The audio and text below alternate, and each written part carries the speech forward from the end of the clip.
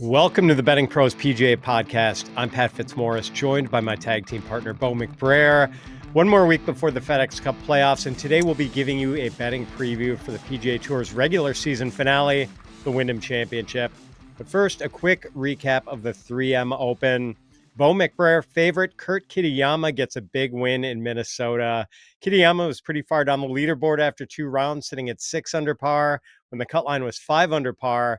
But then Kitayama went nuclear on the weekend.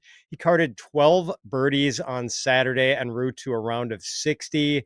Kitayama could have had a 59 if not for a bogey on the par 3 17th. That put Kitayama into a tie for the lead going into the final round, and he kept the momentum going. Kitayama birdied 6 of his first 8 holes on Sunday to build a sizable lead. Jake Knapp and Sam Stevens actually had a chance to tie Kitayama if they could have birdied the par 5 18th hole, but Stevens got a bad lie after just missing the fairway, had to scramble just to get his par, and Knapp dumped his second shot into the pond in front of the green, eventually making bogey. Kitayama made things a little uncomfortable with the bogey on 17, and then his second shot on 18 landed in a greenside bunker and gave him sort of an awkward lie on a downslope, but Kitayama answered with a nice bunker shot that set up an easy 2-putt par for the win, and a big win it was.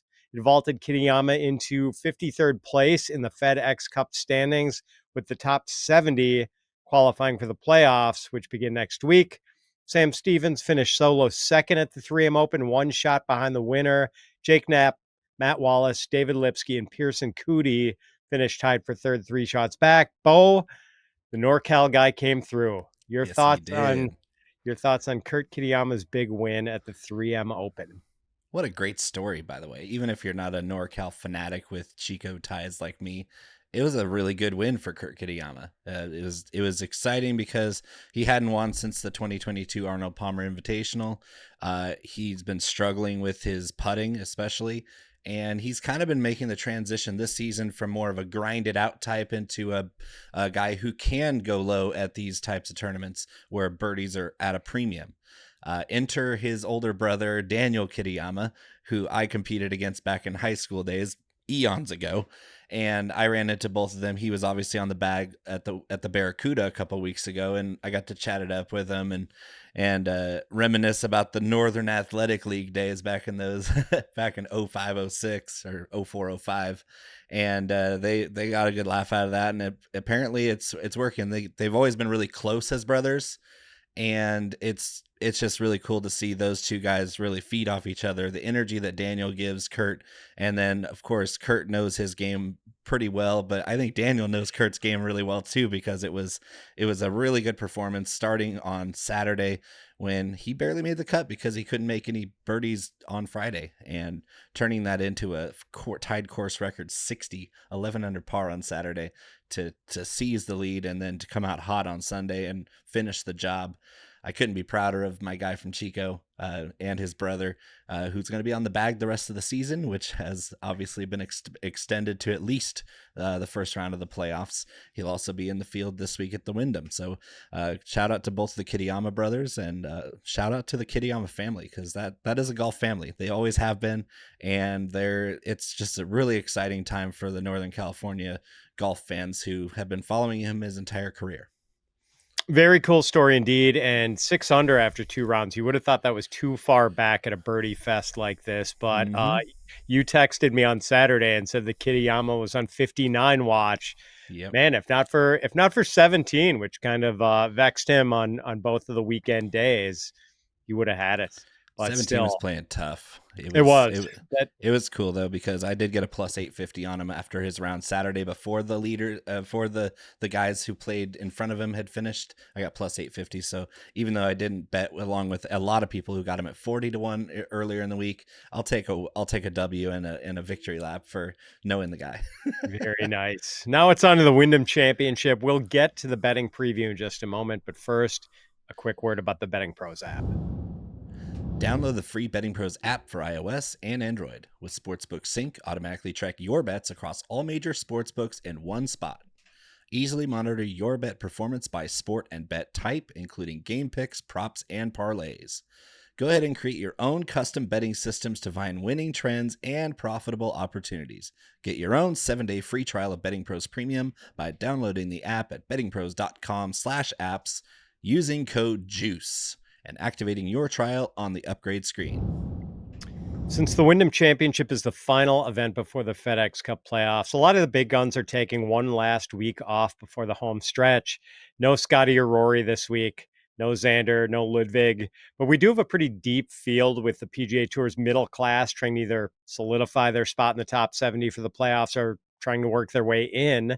The Wyndham Championship will be hosted by Sedgfield Country Club in Greensboro, North Carolina. Designed by Donald Ross, Sedgfield is a par 70 measuring 7,131 yards. It's a short course. There are only two par fives, and they'll both be two shotters measuring less than 550 yards. Two of the par threes are about 175 yards, and 8 of the 12 par fours at Sedgfield range from 405 to 442 yards. So one of the other par fours is only 374 yards. Players are going to be leaving the driver in the bag this week. You'll see a lot of players hitting three woods or hybrids off the tee and still hitting wedges into these greens.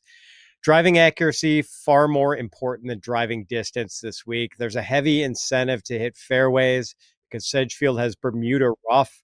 That rough gets real chewy with all the heat and humidity in North Carolina this time of year. There's also incentive to land your tee shots in spots that give you an optimal angle of attack into these greens. Putting is going to be really important this week. Sedgfield has Bermuda greens, and they are tricky, heavily undulated greens. I think we want to look for players who have shown an aptitude for putting on Bermuda. Aaron Rai, the defending champ. He was 18 under par last year, 2 shots better than Max Grazerman. Lucas Glover finished 20 under par to win the Wyndham in 2023. Tom Kim won in 2022 with a score of -20. And Kevin Kisner won in 2021, finishing 15 under par and winning a wild 6-man playoff. Believe it or not, it shouldn't be oppressively hot in North Carolina this week. High temperatures will reach the upper 80s on Thursday, but after that, it's all low 80s and upper 70s. Wind should be light to moderate, and there are scattered thunderstorm chances the first 2 days. Bo, what do you make of Sedgfield Country Club? Just a more challenging version of last week's golf course, TPC Twin Cities. Obviously, the rough was up last week, but the fairways were a lot wider, and the course had a little bit more distance. This course is tighter. The rough is even more penal. It's still going to be a birdie-making type of paradise, especially with the weather not really being overly hot, which hot and humid in North Carolina has got to be really tough to grind through 4 rounds of golf. 1 round might be okay, but 4 rounds in a row in the humidity would wear on you. The weather not being a factor other than some gusts of wind over 20 miles an hour in the first 3 days of the tournament. I still think this is going to be between 15 to 22 under par. The field is going to be gunning for those last couple precious playoff spots. It's all going to be about finding the fairway with whatever club you can find the fairway with, because if you're off the fairway, you're not going to hit these greens in any position to make the birdies that will be necessary. And of course, putting on these very severely sloped and undulated greens. They're not overly fast, but they are tough. They are tricky. That's the biggest difference between this week and last week is one of the easiest putting weeks of the whole season, and this is one of the more challenging ones because of the nuance of the Bermuda as well as the grain. You're going to hear the word grain a million times this week when you're watching the broadcast. That it's all real and it's all valid. So yes, putting on Bermuda is going to be extremely important, but also you have a very concentrated 3 buckets of approach proximity. Between 125 and 175 is going to be about 30% of the approach shots on this golf course. That's a big carryover stat that is very sticky. We can definitely predict who's going to do well with that because we have a whole season of stats. We have past stats from the same tournament that's always at Sedgfield. This is one of the times where we can actually dig into the data, figure out who's going to do well based on all the shots that everybody's going to hit. Who's better at those approach shots, who's better at finding fairways, and who's better at putting on Bermuda. It seems to be a pretty good windfall going into the playoffs every year because we can really sink our teeth into the real data from this whole season and the fact that this golf course is so predictable. I'm anxious to see who you are dialed into after going over the data, and we will get into the odds for the Wyndham Championship right after Bo tells you about no vig. Are you looking for a smarter way to play? There's a new sports trading platform that's changing the game. It's called Novig. It's legal in most states, including Georgia, California, and Texas. It's peer-to-peer, which means you're competing against other users, not the house. You can often get better lines than traditional books. You can set your own lines, which gives you control most sports books just don't offer.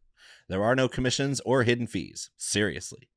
It takes a coin deposit system, but it is real money. And you can use code DailyJuice for 50% off your first coin purchase up to $25.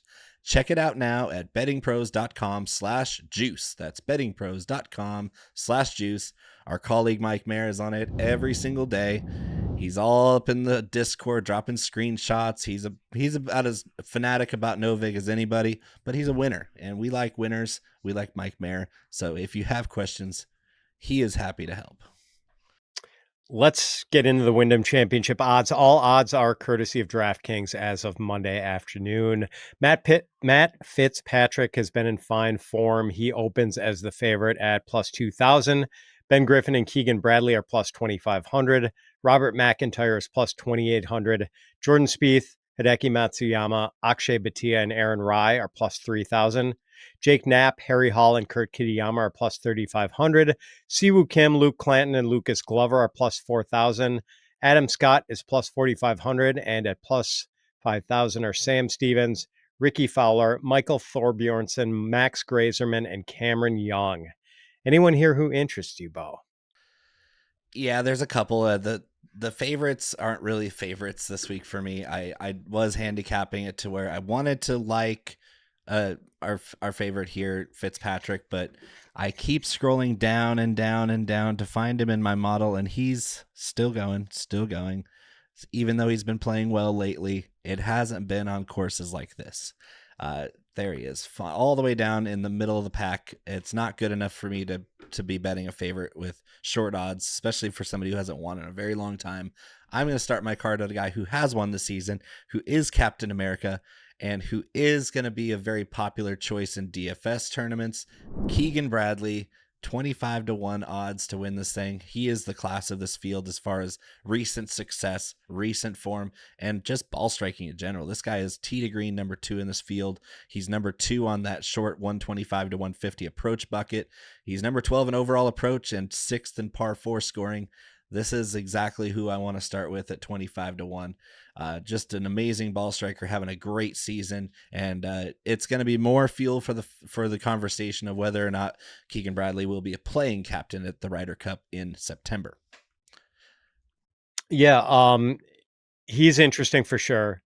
I think among the favorites, he is probably the most appealing. Matt Fitzpatrick hasn't played this event since 2018.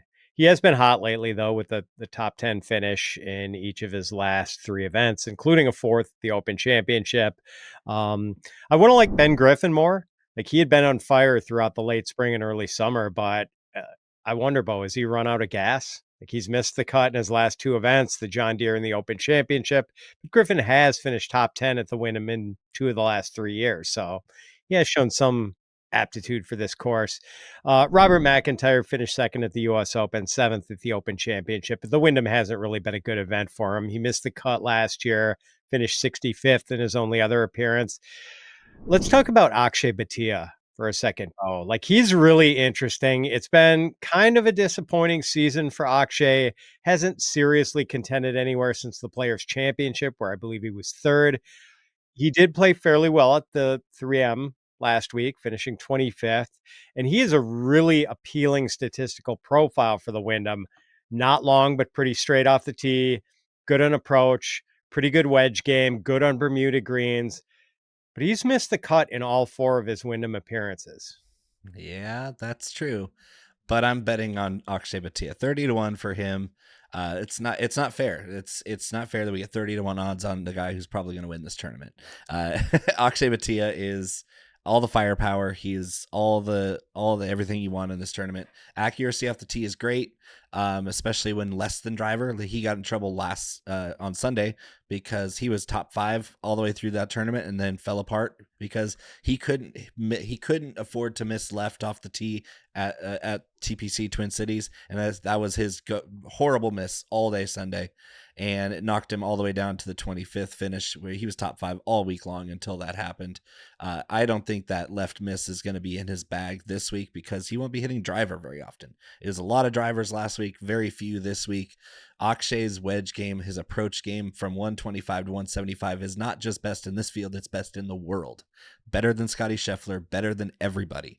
And so if you're going to put a birdie maker like Akshay Bhatia in this field, where he's 4th in overall ball striking, his worst stat category is putting at 49th, and that's better. That's up from his previous years where he was outside of the top 100 in putting. And Bermuda happens to be his weakest surface, but I still think that this guy is going to light up the scoreboard here. He's in different form this year than he has in years past coming into the Wyndham Championship. So I will be betting very aggressive on Akshay Bhatia 30-1. All right, let's talk about another Beau McBrayer favorite, Harry Hall. The Yes. Englishman is pretty interesting. Has a streak of 7 straight top 25s. Well, he did have that streak, and it was snapped Yes. with a mere 28th place finish at the 3M Open. Hall's an excellent putter, fares pretty well on Bermuda greens, but he's missed the cut at the Wyndham the last 2 years, which were his first 2 appearances here. Yeah, he struggles off the tee. Fairways gained, he's 93rd in this field, and strokes gained approach, he's 92nd in this field. So as great as his short game is, I think he's a little short this week. I do understand he makes more birdies than just about anybody, but the fairways gained and the accuracy on approach, it's got to be better than what Harry Hall has shown us. Bogey avoidance is good. Strokes gained par 4 is good. It all checks out. I just would like to see a little bit more value on the books for Harry Hall because he really hasn't chased any wins recently, especially on a full field event like this. So I think I'll skip Harry Hall this week, even though I do really enjoy watching him play. Yeah, the top 20 bet might be in play for Harry Hall, but I agree. It's he doesn't look like a great value to win outright. I don't know if there's much else to see here from this group. Hideki Matsuyama, he's missed the cut here in his last 3 appearances. Yeah. Aaron Rai won here last year, but he had finished 71st and missed the cut in his 2 previous Wyndham appearances and hasn't really contended seriously in any tournament since February. Your guy, Kitayama Bo, just doesn't seem like a good fit for Sedgwick. Not that accurate off the tee, and his putting hasn't been all that sharp until last week. Yeah, And putting has been bad. Putting yeah. has been bad. And Siwoo Kim, also not real sharp lately. He did win this event in 2016 and has had 3 other top 5 finishes here in the last 6 years, but based on recent form, doesn't look like a great play. Let's get to some more of the odds. Denny McCarthy, JT Posten, Ryan Gerard, Nikolai Højgaard, and Matt Wallace are all plus 5,500. Thorbjorn Olesen, Sungjae Im, Pearson Coody, and Kevin Yu are plus 6,000. Jesper Svensson, Tony Finau, Davis Thompson, and Max Homa are plus 6,500. Andrew Novak, Tom Kim, Bud Cauley, Ryan Fox, and Keith Mitchell are plus 7,000. And at plus 7,500 are Jackson Koivan, Alex Smalley, Emiliano Grillo, Rico Hoy, and Michael Kim. What about the mid-range options, Bo? Is there anyone worth an investment here? So I'm going to be monitoring Luke Clanton, who's currently at 40-1, but is very likely to slip here with the field kind of moving away from him as a popular choice after last week. If he slips to that 50 range, I'll be all over Luke Clanton because he's, 5th in my model, 6th in my model, ball striking extraordinaire, birdie making extraordinaire. He has struggled at avoiding bogeys, which doesn't seem to be too big of a deal here. He's a good enough putter, middle of the pack in the putting there. But I'm going to really be looking at, you're going to love this, Ryan Gerard, the winner of the Barracuda. He was another guy that I chatted up on the practice screen before his Saturday round a couple weeks ago. This guy's dialed in. And Ryan Gerard, when he's dialed in, he's really tough to beat because he is absolutely nails with the irons, and he's very accurate off the tee. He's really kind of only struggled with the shortest approach bucket, but he's been so good at the 125 to 150 and the 150 to 175 buckets that I'm not too worried about that. He's 7th in overall approach in this field, and the hot putter recently with the win at the Barracuda, that's going to help him here. I really like Ryan Gerard at 55-1, and at 70-1, Bud Cauley. Every time there's a short golf course with birdies that need to be made, we're going to have Bud Cauley go scoop up those birdies for us because this guy is a machine on these shorter courses. Would I like to play him at any place over 7,400 yards? Nope. but it's the short golf courses with wedge play that's required. Bud Cauley is the best par 4 golfer in this field, number 1 on strokes gained par 4. He's pretty much in the top half of the field in every other statistical category, 13th in putting, 18th in birdies, and 4th in bogey avoidance. He's a really solid player that takes advantage of Bermuda surfaces. I think Bud Cauley is the one to bet at 70-1, 75-1, depending on the book. That's a green light right there. There are a couple others in this group who kind of interest me. Denny McCarthy, great putter. He's had 2 top 15s here in the last 5 years, and the lack of distance off the tee won't kill him at this course. No. And Ryan Fox, who missed the cut last year in his Wyndham debut, but he's won twice this year and has been pretty good putting on Bermuda surfaces. Then there's some guys who they've been horses for the course, maybe, but I just don't know if the form justifies it. JT Posten, poor form of late, did win this event in 2019 and has had some other good showings. Sungjae Im, be interesting to see if Sedgfield can perk him up, because he has either missed the cut or finished outside the top 50 in his last 7 events, but he's had 3 top 10s and 5 top 25s at the Wyndham in just the last 6 years. And Tom Kim seems like he's slowly but surely getting his act together after a mostly disappointing season. He won this event in his only other appearance here in 2022. What about long shots of 80-1 or longer, Boa? Does anyone stand out? Yeah, this guy has been playing great the last few weeks, including a win at the ISCO, which I did shout out beforehand. William Mouw, 80-1. That's exactly what we're looking for. The ISCO in Louisville was a 7,000-yard course, much like this one. With actually, I think the ISCO championship course was tougher than Sedgfield is. So William Mouw on these shorter golf courses, another guy that really ups the ante when it comes to wedge approach game. Makes a ton of birdies.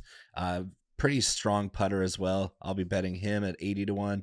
Patrick Fishburn, I've thrown out a couple bets for him this season, 120-1. Another guy who makes a lot of birdies. Not necessarily good at avoiding the big numbers, but Fishburn, young player, he'll keep getting better. And these are the types of events where we see the Tom Kims at 20 years old a couple years ago win this tournament. This is the opportunity where if you're not pushing for a playoff spot, you're looking for prize money, of course, and you're looking to keep your status. Some of these guys are coming up on conditional status. They're trying to lock up the top 100 to keep their card next season. That's all. Both of Mouw and Fishburn are both looking to keep their card through 2026, and so I expect strong performances there. And then at 200-1, Jackson Suber. Suber is coming in really strong in my model at number 22 on the strength of number 2 in this entire field in birdie or better percentage. That's great. He's also number 3 in bogey avoidance. Ironically, it's because of his short game, especially putting. He's also a really good approach player at 30th in this field. The one thing I worry about with Suber is off the tee. He's number 122 in fairways gained, but at 200-1, I think that's baked in. I think that he's got the firepower to make some noise at 200-1. Some other names I'll mention as compelling long shots. Christian Bezuidenhout, 80-1. Short and straight off the tee and ranks 12th in strokes gained putting. He's finished top 20 in 2 of his last 3 events and was 22nd at the Wyndham last year. Nico Echavarria has kind of a similar profile to Bezuidenhout. Short and straight off the tee, very good putter. Nico is 90-1. Kevin Roy at 100-1 has played pretty well of late. Straight driver, pretty solid putter. Adam Svensson, 150-1. He's finished 7th here in each of the last 2 years and is coming off a 14th place finish at the 3M Open. Although, man, Svensson ranks 168th in strokes gained putting. That's the blemish in the profile there. And Bo, a favorite of mine this season, Sami Valimak, 170-1. Excellent putter, and I love the price. Yes. Yeah, you do. I'm going to give a little comment on Nico Echavarria since he seems to be the darling of the entire golf betting industry today. I am going to be completely fading Nico Echavarria because even though he is number 1 in putting in this field, which is a very valuable stat at Sedgfield, he's outside the top 100 in 5 of the other categories here, including off the tee, ball striking, and proximity on approach, outside the top 100 in this field. So even though he's 90-1, I think that's still still not a value for Nico, because if he can't find the fairway here, it won't matter if he's putting for birdie, bogey, par. He's not going to be looking at enough bogeys to keep pace here. I am completely off of Nico Echavarria, and I'm kind of surprised to see that everybody seems to putting all their eggs in his putting ability when it takes 2 or 3 shots to get into a putting situation. Good points. All right, let's compare the early betting cards, Bo. Who is on yours? So starting off, I have Keegan Bradley at 25-1, Akshay Bhatia 30-1. That Akshay bet is going to be a full ladder. I got Luke Clanton at 40-1, but I'm going to be looking to invest more if he slips to deeper odds. Ryan Gerard 55-1, Bud Cauley 70-1, William Mouw 80-1, Patrick Fishburn 120, and Jackson Suber 200-1. I too am betting Akshay Bhatia at 30-1. I've got Denny McCarthy at 55-1. I think I've let you talk me into Bud Cauley. Bo, what is Bud? 70-1. Yep. I'm also going to go with Christian Bezuidenhout at 80-1 and a little something on Sami Valimak at 170-1. Now for a one and done competition. Pretty good week for both of us at the 3M Open. Bo had Jake Knapp. He tied for third and earned $410,025. Could have been better if he hadn't splashed down on number 18 on Sunday. Yes. Could have at least had that solo third and gotten you a few $100,000 more. That one hurt a little bit. Yes. I had Chris Goddard. He tied for 10th, fell off a little bit on the weekend after contending for the first 2 days, but his tie for 10th was good for $263,900. And so, yeah, I got a million on you. Now. Bo is banked about 8.7 million for the season. I'm about $1 million behind at 7.7 million. Your honors this week, Bo. Who you got? So I'll just say it now. I did have Kitayama 4th in my model last week, but because of his putting form, which showed the first 2 days, I didn't pick him in the one and done. And I'm also not going to pick him this week, but I was kicking myself because he should have been my pick last week, and that would have been great. But this week I'm going to go with Keegan Bradley. Captain America it is. I'm going to go with Akshay Bhatia. I mean, after the way you've talked him up, Bo, he's not go with young Akshay. Yeah, I think you're going to need all $1 million from the prize money to catch up to me. That's all for this week's Betting Pros PGA podcast. Please come join us again next week when we'll be previewing the first events of the FedEx Cup playoffs, the FedEx St. Jude Championship. Until then, so long, everyone.